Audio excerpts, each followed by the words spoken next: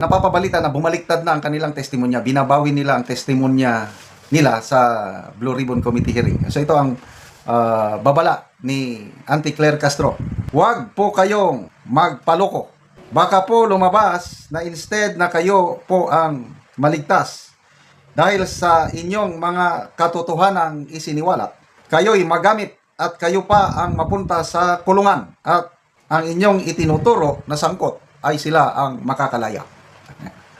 Okay, so, bali-balita ngayon, itong tatlong ex-DPWH engineers, Alcantara, Hernandez, and Mendoza, napapabalita na nirecant or binabawi na nila ang kanilang testimonya sa Blue Ribbon Committee hearing na kung saan itinadawit nila ang mga senador, tatlong senador at iba pa, mga opisyales sa gobyerno.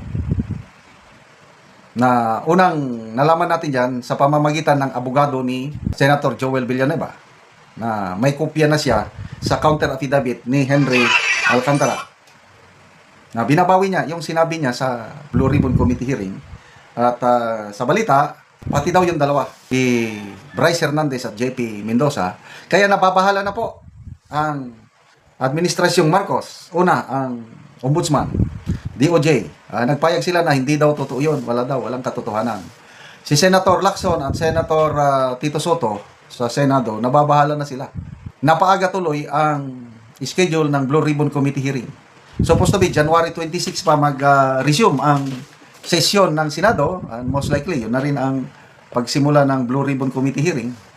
Ni-schedule ni Senator Lacson January 19 Blue Ribbon Committee hearing kasi nga gusto nilang i-resolve yung issue na yun kung ano ba, nagbago na ba sila ng statements o hindi. Ito si Mr. Ramon Tulfo, meron siyang post, Wild Imagination, na nakipagsabuatan kuno di umano ang tatlong engineers kay VP Sara. Kasi inaasahan nila na sa pagbaliktad ng kanilang testimonyo, maliligtas yung tatlong senador na isinangkot nila. Escudero, Jinggoy, and Villanueva, maliligtas. Kaya sa impeachment complaint laban kay VP Sara, makakaboto itong tatlong senador. Pabor kay VP Sara, ma-quit. At kung mananalo si VP Sara sa 2028, bibigyan daw sila ng executive clemency. Yun daw ang game plan. Yun daw ang sabuatan ng tatlong engineers at saka ni VP Sara, according to Mr. Ramon Tulfo. Ang tanong, may katotohanan ba itong opinion, haka-haka, balita ni Mr. Tulfo? To me, never. Hindi gagawin yan ni VP Sara. Haka-haka lang yan. Imagination lang ni Mr. Ramon Tulfo. Hindi kailangan ng tulong ng tatlong BGC boys para manalo si VP Sara. Ituloy nila yung testimony nila, no problem.